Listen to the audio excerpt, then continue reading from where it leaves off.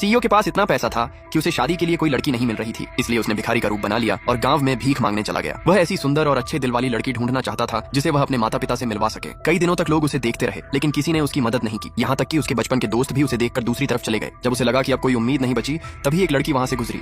उसे उस पर दया आ गई। उसने अपनी जेब के आखिरी 100 युआन उसे दे दिए। उसे क्या पता था कि उसकी यही छोटी सी मदद उसकी पूरी जिंदगी बदल देगी। तभी लड़की की माँ का फोन आया। हेलो बेटा, नया साल आ गया है, तुम्हारी बहन अपना बॉयफ्रेंड घर ला रही है, तुम भी किसी लड़के को लेकर आना, नहीं तो रिश्तेदार फिर बातें करेंगे। इतना कहकर माँ ने फोन काट दिया। लड़की परेशान हो गई।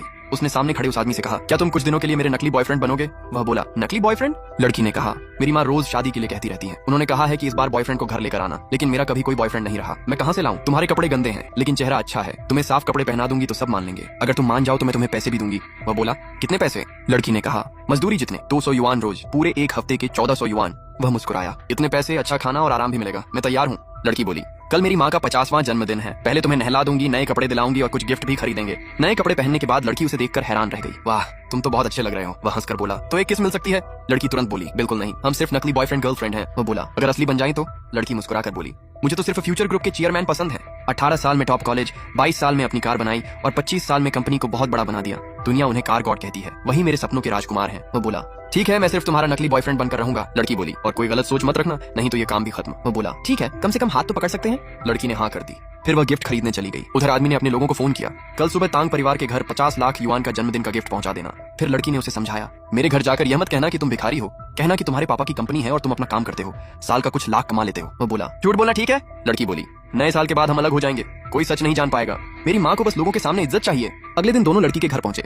लड़की बोली, माँ ये मेरे बॉयफ्रेंड लीजोंग है। उसने मुस्कुराकर कहा, नमस्ते आंटी, आपके लिए छोटा सा गिफ्ट। माँ बहुत खुश हो गई। पड़ोसी भी बोले, बहुत अच्छा दामाद मिला है, लगता है शहर से है। माँ ने पूछा, बेटा तुम्हारे पापा क्या करते हैं?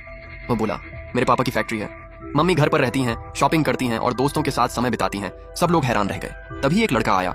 वो बोला, गॉड मदर, आपने कहा था कि बड़ी होकर बिंग बिंग की शादी मुझसे कराएंगी।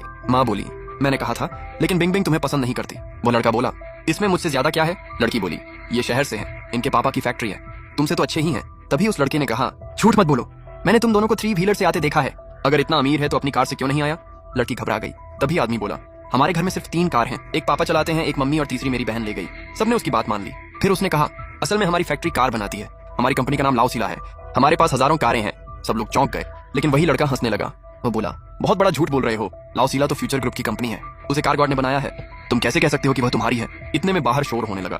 एक बड़ी गाड़ी रास्ते में फंस गई थी। एक आदमी गुस्से में चिल्लाया, जिसकी गाड़ी है अभी हटाओ, नहीं तो तोड़ दूंगा। लड़की की माँ बोली, आज मेरा जन्मदिन है, झगड़ा मत करो। सब लोग परेशान हो गए। तभी माँ ने उस लड़के से कहा, बेटा तुम गाड़ी चलाना जानते हो ना, जरा गाड़ी हटा दो। वो बोला, मुझे चलानी आती है लेकिन चाबी नहीं है। तभी नकली बॉयफ्रेंड आ गया।